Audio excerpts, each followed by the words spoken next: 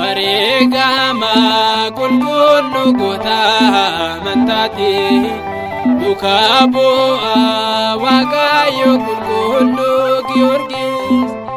ani Yesuusin waammadha akka beeloftaawee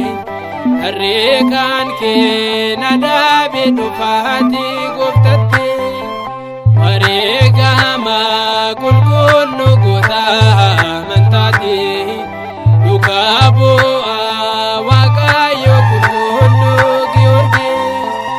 ani Yesuusin waammadha akka beeloftaawee harreekaan kee na dhaabee dhufaati gooftatti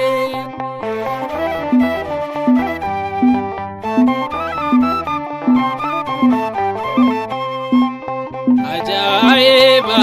hojiin kee takka madaalamtu ulaamootee duraatti jaajee dhaabbattu amantaa keetiif jettee seefeedhaan kadhatte Waaqni kan kee sinnisne hundaasee baraare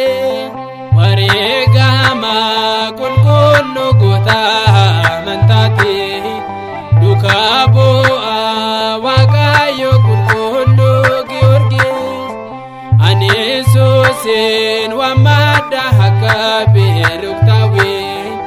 harreekaan kee na dhaabee dhufaati gooftatti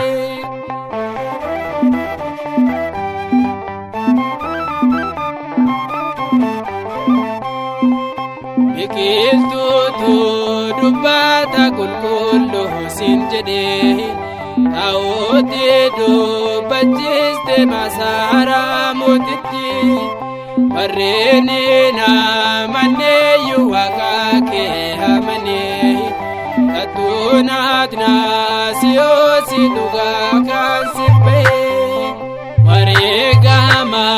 qulqullu gootaa mantaati duukaa bu'aa Waaqayyo qulqullu Giyoorgis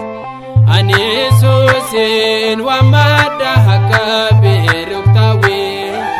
harreekaan kee na dhaabee dhufaati gooftatti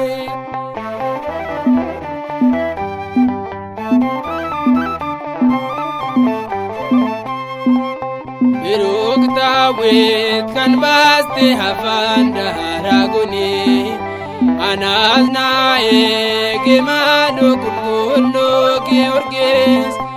eebbifaaraarre kan kee har'aan dhaabamanii Waaqa kan kee naaf kadhu maaloo naan gatanii wareegama qulqullu gootaa mantaati duukaa bu'aa Waaqayyo qulqullu Giyoorgis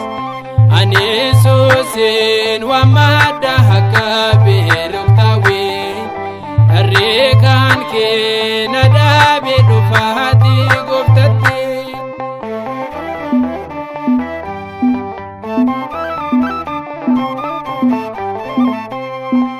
Waaqayyoof kan filamte takka muudaan qabdu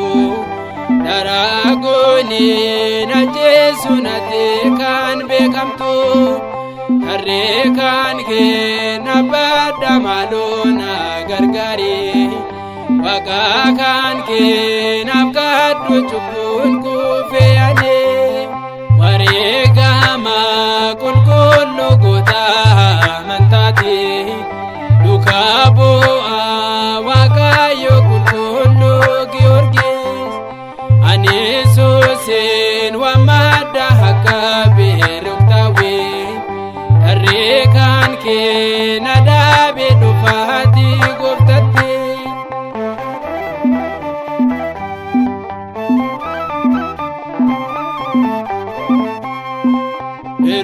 Daawit mooticha nyaatamu oolchite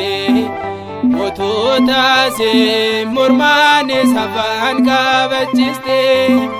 jawwee daaraa goonis hate kan ajjeeste warreen amaniinis bilisa kan baaste wareegama qulqulluu goota amantaati. Dukabuha Waaqayyo qulqulluu Giyoorgis ani Yesuusin waammadha akka beeruktaawe darree kan kee na dhaabe dhufaati gooftatte wareegama qulqulluu goota amantaati. Dukabuha Waaqayyo qulqulluu Giyoorgis